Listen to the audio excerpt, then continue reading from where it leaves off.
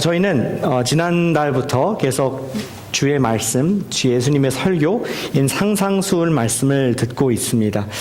지난번에 첫 시작을 했는데 이제 여름 동안 나머지 시간 우리 상상수훈의 말씀들을 계속 이어가도록 하겠습니다. 서로 주고받는 놀이, 정말 그 아이들의 기구 놀이인 여기 프리스비가 있습니다. 웸오라는 그러한 회사에서 개발한 그런 프리스비입니다. 근데 이 프리스비를 이 존 바우스라는 사람이 1990년도 아프리카 있는 앙골라 지역에 고아원에다가 기증을 했다고 합니다. 7,000개를 기증했습니다. 근데 그들이 몇 달 후에 이런 답신이 감사의 편지가 왔습니다. 감사합니다. 우리가 주신 접시들을 잘 받았고 매주 음식을 담아서 먹고 있는데 너무나 튼튼하고 좋습니다. 전에과 비교가 되지 않는 너무나 좋은 그릇으로서 잘 쓰고 있습니다. 근데 한 가지 놀라운 사실을 발견했는데 우리 아이들 중에 짓궂은 아이들이 있는데 이걸 갖고 놀기 시작했어요. 근데 이걸 던지니까 날아가서 재미있는 놀이가 되는데 혹시 당신의 사업 아이디어로서 활용하시면 좋을 것 같습니다. 이렇게 편지를 썼다고 합니다. 캐치? 할 수 있어요? 진짜로? 그 캐치. 괜찮습니다. 감사합니다. 이거를 우리가 평소에 많이 봤기 때문에 당연히 프리스비 놀이기구인 거 알지만 그런데 만약에 처음 봤다. 여러분들이 80년대 70년대 처음 봤다 그러면 뭐에 쓰는 물건인지 알 수가 없을 경우가 많이 있습니다. 이것을 갖고 노는 건지 밥을 먹는 그릇인지 헷갈릴 수가 있다는 것이죠. 오늘 말씀은 하나님께서 우리 그리스도인들을 부르셨을 때 어떠한 목적과 용도로 부르셨을까 하는 것을 우리에게 설명해 주시는 말씀입니다.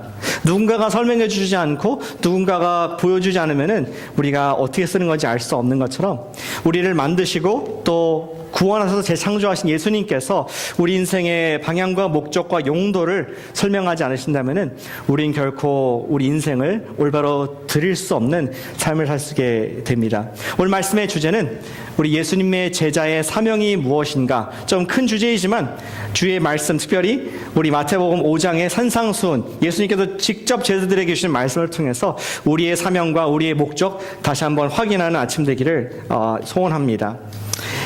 우리 이 산상수훈 말씀은 예수님께서 제자들에게 주신 말씀입니다. 근데 제자들의 눈을 뚫어지면서 바라보면서 하셨던 우리 13절의 말씀 보니까 너희는 이 세상의 소금이다 말씀하고 있습니다. 특별한 표현인데 너희는 이렇게 2인칭을 쓰면서 2인칭 복수를 쓰면서 너희는 세상의 소금이다. 굉장히 강력한 표현을 쓰고 있습니다. 우리 헬라어 원어를 보시면은 보통 전치사가 먼저 나오거나 문장에서 접수사가 나오거나 동사가 나오는 경우가 많이 있지만 대명사로 시작하는 경우는 거의 없습니다. 그런데 원어에 보시면은 you 하면서 You are the salt of the world, earth. 당신이, 너가 바로 세상의 소금이다. 이렇게 말씀하시는 것은 굉장히 강조하는 표현입니다. 그렇다면 너희는 누구입니까? 지금 본문에서 말하는 너희를 알기 위해서는 컨텍스트를 좀 더 넓게 봐야 되겠습니다. 우선적으로 우리가 직접 알 수 있는 것은 마태복음 4장 19절에 보니까 예수님께서 제자들을 부르셨습니다. 그들이었습니다. 너희는 사람 낚는 어부가 될 것이다. 지금까지는 그물질하고 물질을 위해 살았지만 이제는 사람을 낚는 높은 사명을 가진 너희들로 예수님께서 부르셨습니다. 그리고 너희들은 누구입니까? 산상수훈에서 우리 지난달에 잠깐 보았지만 심령이 가난한 자가 복이 있다 했던 그들입니다. 다 보지 않았지만 4절에도 온유한 자가 복이 있을 것이다. 온유한 그들이었습니다. 의에 줄이고 목마른 자들이었습니다. 또 긍휼히 여김을 받는 자였고 마음이 청결한 자들, 화평케 하는 자들, 의를 위해서 핍박을 받을 수 있는 그들, 너희가 바로 지구상의 이 땅의 소금이다. 이런 말씀을 하고 계신 것이죠. 그들은 돈을 위해 살지 않고 생명을 위해 사는 사람들이었습니다. 자신의 가치를 높이기 위해 살지 않고 가치 있는 삶을 위해서 자신을 기꺼이 드린 제자들. 영원한 것을 얻기 위하여 영원하지 않은 것을 쉽게 포기할 줄 아는 그러한 멋있는 사람들. 마음이 깨끗하여 땅의 불의를 보면은 참지 못하고 그것을 얘기할 수 있는 목소리를 내는 사람들. 약자의 편에 있으면서도 또 평화롭게 그것을 이야기할 수 있는 사람들, 그러한 마음을 갖기 원하는 제자들, 그리고 예배를 드리는 예수님의 팔로워 여러분들, 바로 너희가 세상의 소금이다, 이런 말씀을 우리 가르쳐주고 있습니다. 그렇다면은 여기에 소금은 어떤 의미를 갖고 있습니까? 우리 여러분께서는 로마 당시에 배경 설명들을 종종 들으셨을 것으로 생각됩니다. 당시 소금은 굉장히 귀중한 것이었죠.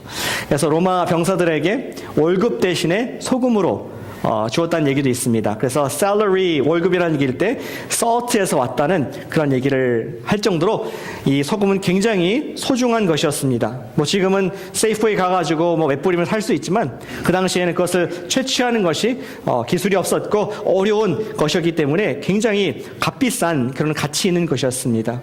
이 소금은 어떠한 역할을 했기에 그렇게 귀중한 것이었을까요? 두 가지 역할을 했는데, 하나는 짠맛을 내는, 맛을 내는 역할을 했고, 두 번째는 방부제 역할을 했습니다. 지금은 뭐 에어컨이 있고 또 냉동고가 있기 때문에 저장 기술이 발전하고 특별히 이 저장하는 데 어려움이 없지만, 그 당시에는 소금을 뿌리지 않으면은 저장할 방법이 없는, 이렇게 뜨거운 여름날 음식을 저장할 수 없는, 음식이 부패하면 생명도 유지하기 어렵다는 그런 상황을 그들이 알고 있었습니다. 작지만 강력한 힘을 가진 것이 소금. 고기에 소금을 뿌린다고 생각해 보십시오. 반드시 어떤 임팩트가 있습니다. 그 맛 없는 고기가 맛을 얻게 되고, 또 당장 상할 수 있는 고기가 오랫동안 보관되는 그러한 임팩트가 있는 것이 소금이죠. 작지만 큰 역할을 합니다. 이렇게 중요한 소금의 가치 있는 역할을 누가? 예수님의 제자 너희가 소금이다라고 말씀하고 있습니다. 예수님께서 말하지 않는 것을 한번 생각해 보길 원합니다. 예수님은 돈이 세상의 소금이다 말씀하지 않았습니다. 예수님께서는 과학이 세상의 소금이다 말하지 않으셨습니다. 예수님께서는 IT 기술이 세상의 소금이다. 예수님께서는 민주주의가 세상의 소금이다 하지 않으셨습니다. 심지어 성경 말씀이 소금이다 말씀하지 않으셨습니다. 예수님께서는 너희가 세상의 소금이다 이렇게 선포하신 줄로 믿습니다. 우리 그렇게 안 느껴질지 모르겠지만 옆분이 바로 소금입니다. 한번 고백해 주실까요? 당신이 세상의 소금입니다. 짠맛 나는지 확인해 보세요. 짠맛이 나는지. 바닷물은 대단히 짭니다. 근데 그 바닷물에 소금이 몇 %가 있기에 짤까요? 과학자들은 얘기하기를 3.7%가 그 바닷물에 녹아 있다고 합니다. 3.7%밖에 없지만 그 작은 힘을 발휘해서 바닷물이 썩는 경우가 없습니다. 또 이러한 힘 있는 소금이기 때문에 많은 사람들의 생명을 유지하는 중요한 요소가 되는 것이죠. 그런데 우리 조금 적용으로 넘어간다면은 기독교라는 소금이 한국 사회에 25%나 녹아 있다고 통계가 나와 있는데 왜 한국 사회는 변하지 않을까요? 미국 사회는 통계적으로 70%가 넘는 사람들이 자신을 기독교인이라고 얘기를 하는데 왜 미국 사회는 계속 분열과 또 컨플릭트, 여러 가지 어려운 문제가 많이 있고 변화되지 않을까요? 처음부터 그렇진 않았던 것 같습니다. 이 말씀하셨던 로마 시대 때 기독교를 국교로 만들 만큼 그리스도인들은 영향력을 발휘했던 것을 보게 됩니다. 로마 시대 때 기독교인이 몇 퍼센트 아십니까? 학자들이 얘기하기를 9%의 기독교인들이 로마 시대 때 있었다. 전성기 때 있었다. 그런데 그 9%로 말미암아 얼마나 멋지게 살았는지, 얼마나 그들이 짠맛을 내고 부패한 사회를 유지하는 그러한 방부제 같은 역할을 했던지, 황제까지도 더 이상 나를 신이라고 하지 말고 저들이 믿는 그 하나님을 신으로 선포한다 하면서 기독교를 인정하는 것을 우리 역사가 보여주고 있습니다. 그것을 공인한 황제가 잘 아시다시피 콘스탄틴 황제였습니다. 콘스탄틴 얘기를 조금 더 드리길 원합니다. 콘스탄틴 황제는 나라 내 기독교 이단의 문제와 분열을 그가 해결하고자 했습니다. 이제 기독교를 국교로 인정하고 선포했는데 나라가 분열되게 생겼습니다. 다른 서로 교회 리더들이 다른 이 신학을 가지고 있어서 이것을 해결하지 않으면 나라가 쪼개질 것 같은 위험 속에 있었기 때문에 AD 325년도에 첫 번째 종교회의, 니케아 종교회의를 열게 됩니다. 근데 그때의 모습을 한번 여러분께 그려보기를 원합니다. 이 종교회의는 7월 4일 날 325년경에 열렸는데 그때 300명의 감독들이 모였습니다. 오늘날로 따지면 목사님들이겠죠. 감독들, 비숍, 300명의 비숍들이 모였고 또 2000명의 장로와 집사님들이 처음으로 교회라는 이름으로 이 도시에 니케아라는 곳에 모이게 되었습니다. 300명의 감독들은 특별히 몸에 고문의 흔적을 갖고 있었습니다. 얼마 전까지 정말 무서운 불의 그런 박해를 받고 있었던 그들이었기 때문에 그들은 여전히 몸에 여러 가지 이상과 고문의 흔적들을 갖고 있었다는 것이죠. 그들은 모두 이제 완전히 세상이 바뀌어가지고 황제가 제공하는 그런 마차를 타고 황제가 되는 그런 돈과 또 음식으로 손님 접대를 제대로 받았는데 그중에 몇 분들을 인터뷰해봤습니다. 한 분에게 물어봤습니다. 저는 박해 당시에 한쪽 눈을 잃어서 지금 한쪽 눈으로 왔습니다. 또 다른 분에게 물었습니다. 저는 박해 당시에 제 손을 고문당했는데 지금 손이 쓸 수 없는 상태가 되었습니다. 또 한 분에게 물어보니까 저는 제가 지금 꿈인가 생신가 모르겠습니다. 몇 년 전만 해도 정말 박해 속에서 숨어 지냈는데 이렇게 영광스럽게 콘스탄틴 황제에 의해서 니케아에 오게 되니까 믿어지지 않습니다. 하면서 그 자리에 정말 영광스러운 흔적을 가진 예수님의 그 고난의 흔적을 가진 많은 사람들이 모였을 때 정말 뜨겁고 은혜로운 그런 시간이 되었다고 합니다. 그 집회에서 그 컨벤션에서 결정한 것이 있었는데 바로 삼위일체의 교리를 처음으로 정리를 해서 그 당시 이단들을 축출할 수 있었다고 합니다. 불같은 박해 때에 소금의 역할을 하기 위해서 눈을 잃기도 하고 손을 잃기도 하고 몸에 불구가 된 사람들이 모인 곳은 그 당시 역사학자가 말하기를 당시 전쟁 영웅들이 모인 베테랑들이 모인 그러한 잔치자리 같았다. 그러한 얘기를 하고 있습니다. 자신을 소금으로 들였기에 로마 제국의 황제도 기독교인들의 선한 행실을 인정하여 그들을 본받고 그들의 하나님을 인정할 수밖에 없는 역사를 기록하고 있는 것이죠. 박해 속에서도 그들은 어린이들을 도왔습니다. 과부와 또 어려운 사람들을 구제한 것을 쉬지 않았습니다. 감옥에 갇힌 자들을 찾아갔습니다. 원수를 사랑했습니다. 이런 그리스도인들의 소금된 맛을 느끼고 온 세상이 9% 기독교인에서 100%가 변화된 놀라운 역사를 보게 되는 것이죠. 오늘날 핍박 없이 사는 그리스도인들은 어떻습니까? 예수님께서 여전히 우리를 세상의 소금이다, 이 땅의 소금이라 불러주시는데 우리는 어떻습니까? 우리 고 옥하는 목사님께서 바나 리서치의 예를 드신 것을 제가 읽게 되었습니다. 조지 바나라고 하면은 우리 갤럽 폴과 같이 세상에 그런 신뢰도 높은 그런 폴과 같이 기독교 내에서 인정받는 리서치 기관입니다. 그런데 그들이 말하기를 예수 믿는 사람들이 사회적으로 영향력을 가진 존재가 되기 위해서는 도덕성에 있어서 모랄리티에 있어서 예수 안 믿는 사람들에 비해 40% 이상의 격차가 있어야 된다는 결과를 내놓았습니다. 그래서 그럴 때 영향력에 미칠 수 있다는 것이죠. honesty, 정직한 면에 있어서 평가를 해봤습니다.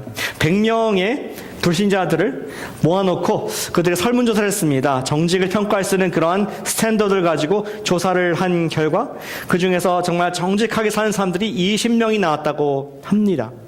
그렇다면 같은 조건에서 그리스도인들 100명을 놓고 조사하면 40%가 더 나와야 되는데 몇 명이 나와야겠습니까? 60명이 나와야 됩니다. 그래서 그들이 조사를 했는데 60명이 턱없이 안 되었다는 것을 결과가 나왔습니다.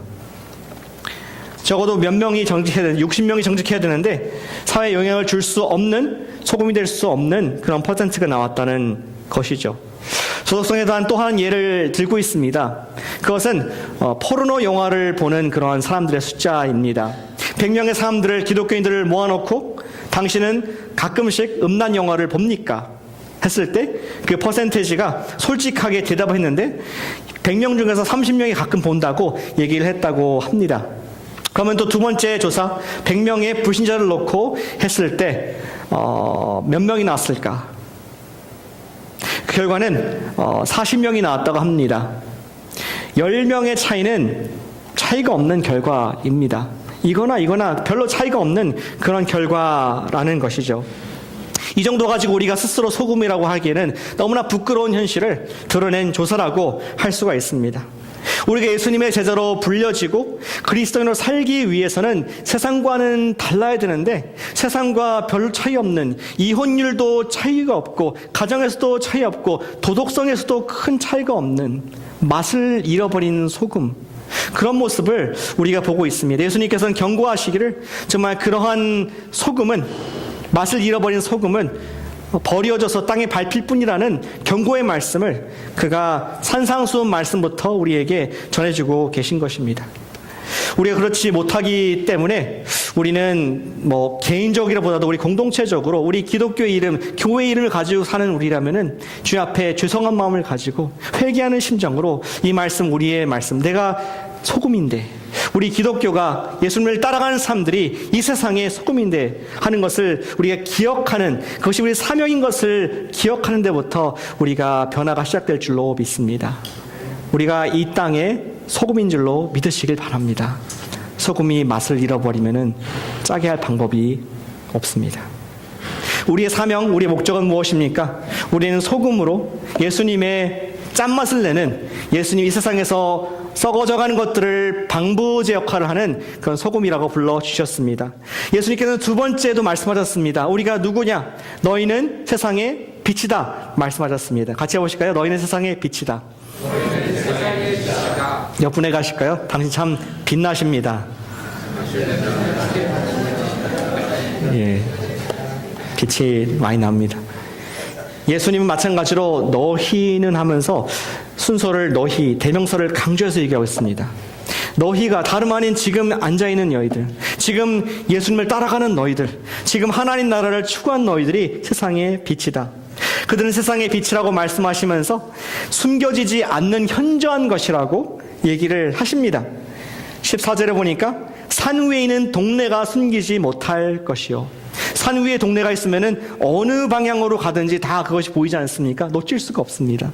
여러분께서 SF4 공항에 내려올 때 가장 먼저 보이는 것이 샌프란시스코 골든 게이트 브리지, 바다, 깊은 바다 한가운데 우뚝 서 있기 때문에 놓칠 수가 없는 것처럼 하나님께서 우리에게 말씀하시기를 너희가 빛이다, 높이 들린 빛이다, 많은 사람들이 볼 수밖에 없다, 이렇게 우리의 빛의 영향력을 말씀하고 있습니다. 그런데 이러한 높이 들린 빛은 우연이 아니고 하나님의 의도인 것을 우리 설명해 주고 계시죠. 15절 보니까 사람이 등불을 켜서 말 안에, 바스켓 아래 두지 아니하고 스탠드 위에, 등경 위에 두어서 집안 모든 사람에게 비치게 하는 것이 하나님의 의도이고 하나님의 뜻이다라고 이렇게 말씀을 하고 있습니다. 왜 하나님께서는 저와 여러분들을, 예수님의 제자들을 높은 등경에 스탠드에 세워서 비치게 하실까요?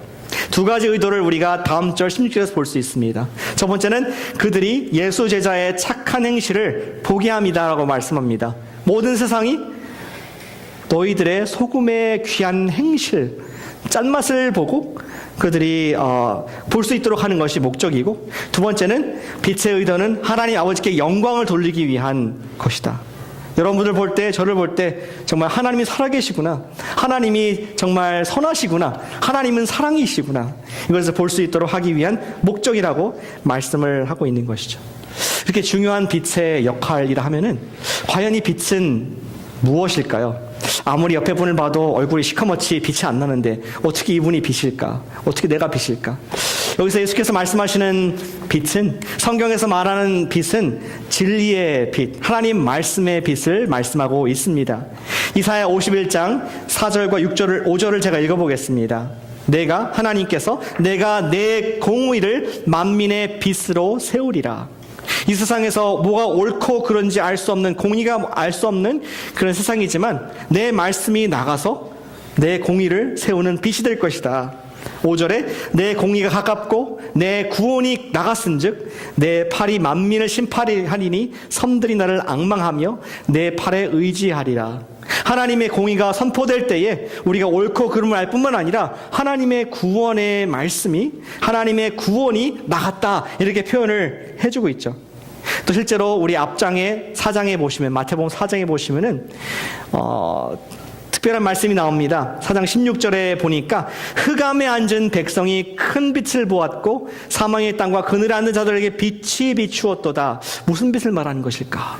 그 다음 절에 보니까 이제부터 예수께서 비로소 전파하여 이르시되 회개하라, 천국이 가까이 왔느니라. 이상하지 않습니까?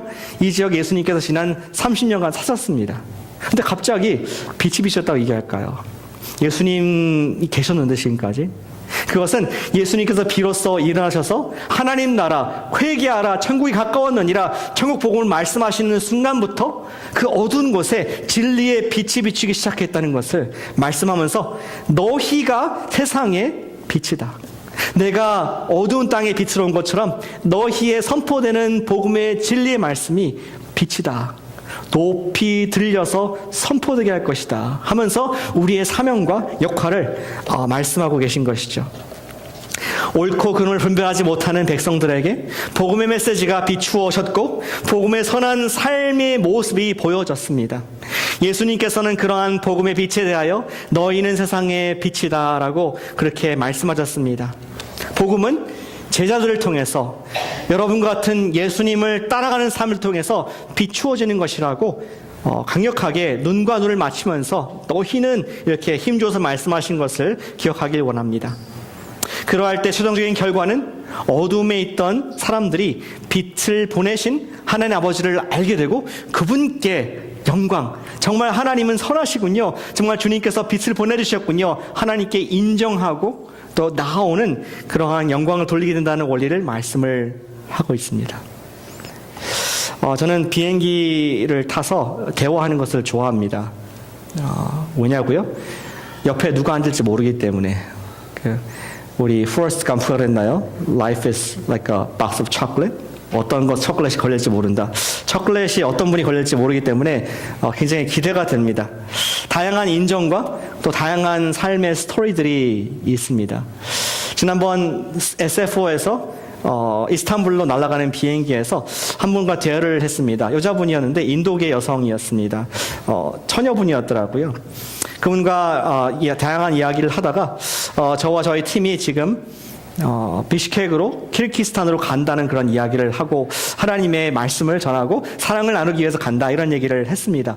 관심을 더 보여서 하나님 말씀의 성경 이야기를 좀 더 했습니다. 근데 가만히 잘 듣더라고요. 그래서 목사니까 가만히 들으면 계속 얘기하지 않습니까? 그래서 성경 창세기부터 계시록까지 다 얘기하려고 하다가 그냥 간단하게 예수님께서 당신을 사랑하신다는 말씀을, 복음을 요약해서 말씀을 했습니다. 잘 듣다가 자기 얘기를 하더라고요. 자기도 성경 말씀을 읽었다는 거예요. 그리고 내가 좀 더 많이 읽고 싶은데 잘 못 읽고 있다. 깜짝 놀랐습니다. 인도계 여성이 지금 프랑스로 가서 친척과 함께 베케이션을 좀 하고 한 달 뒤에 돌아올 그런 일정 가지고 오는 사람이 어떻게 성경을 읽을 수 있을까, 이렇게 얘기를 했습니다. 근데 이분은 캘리포니아에서 registered nurse, 간호사이시고, 근데 그가 근무를 하면서 한 다른 직장 동료, 조금 더 나이가 많은 여자분 너스를 만났습니다. 근데 그분이 자기한테 너무나 나이스하게 해줬다는 거예요. 자기도 외국인으로 여기 학교 다 다녔는데 너무나 따뜻하게 맞이해줬고 병원에서도 안내를 하고, 또 이분이 많은 그 간호사들 사이에서 또 의사들 사이에서 많은 칭찬을 받는 그러한 여자분이었습니다. 이분이 소금 역할을 했던 것 같습니다. 그리고 얘기하기를 나와 함께 성경을 같이 읽어보지 않을래. 그러한 일들을 계속 수년간 하게 돼서 자기도 언젠가부터 성경을 같이 읽게 되었는데 흥미가 있고 또 알고 싶지만 아직 믿어지지는 않는다, 이런 얘기를, 저는 대화를 이렇게 하게 됐습니다. 전 너무나 이분을 보면서 은혜가 됐습니다. 이분이 여기 좀 앉아 계시지만 이 뒤에 기도하는 분이 계셨구나.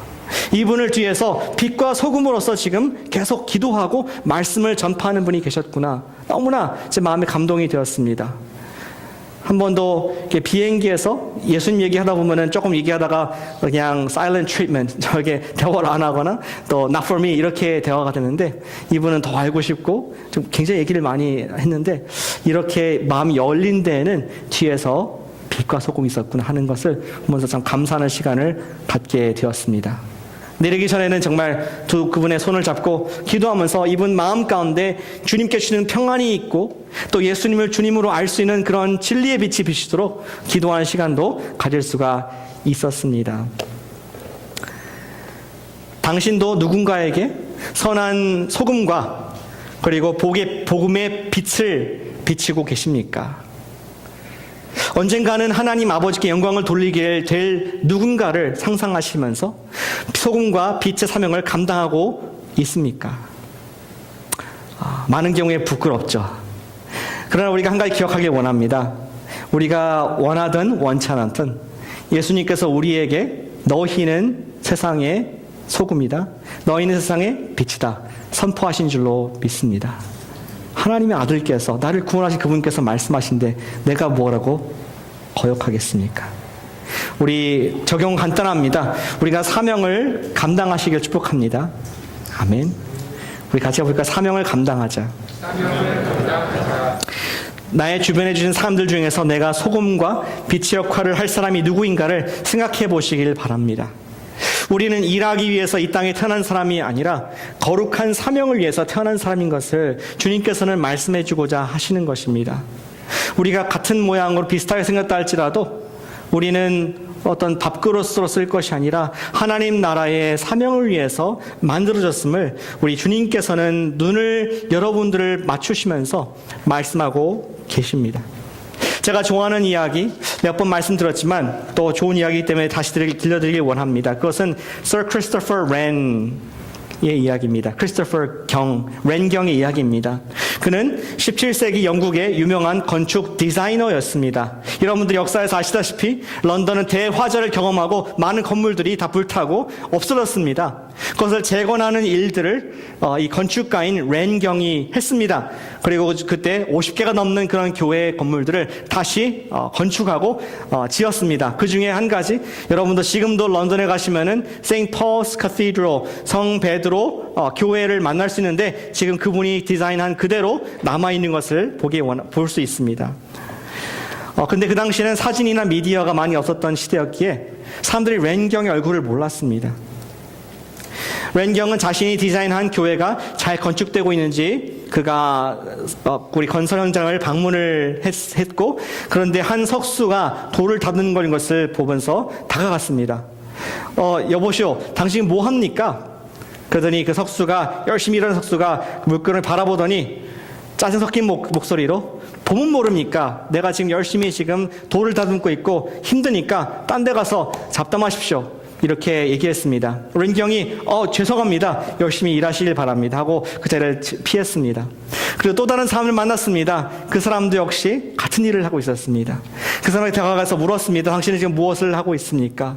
그가 대답하기를, 저는 크리스토퍼 렌경을 도와서 하나님의 성전을 지금 짓고 있습니다. 너무나 지금 감격한 순간을, 역사적인 순간을 내가 동참하고 있습니다. 똑같은 돌이거든요. 똑같은 돌을 다듬고 있는데 똑같은 돌이 아니었습니다. 한 사람에게는 그냥 돌이었고 또 다른 사람에게는 하나님의 성전을 짓고 있는, 역사를 바꾸는 놀라운 사명을 감당하고 있었습니다. 같은 질문을 드리길 원합니다. 당신은 지금 무엇을 하고 계십니까? 이 땅에서 무엇을 위해서 목적을 가지고 살고 있습니까? 직업을 위해 살고 있습니까? 우리 가정을 위해 살고 있습니까? 커리어를 위해 살고 있습니까? 우린 단순히 어떠한 내가 먹고 살기 위한 수단으로 이 세상에서 주어진 그런 그릇이 아니라 주님께서는 여러분들과 저의 눈을 맞추시면서 말씀하시기를, 너희가 세상의 소금이다. 너희가 세상의 빛이다. 숨기지 못할, 온 세상에 비춰질 하나님의 사명자이다. 그렇게 말씀을 하고 있습니다. 세상 일을 하지 말고 하나님의 사명을 감당하시기를 축복합니다. 선한 행실의 소금, 진리의 빛을 나타내어 하나님의 영광의 그런 사명을 감당하여서 주님 앞에 우리의 선물을 언젠가 드리는 저와 여러분 되시기를 주님의 이름으로 축복합니다. 기도하십시다.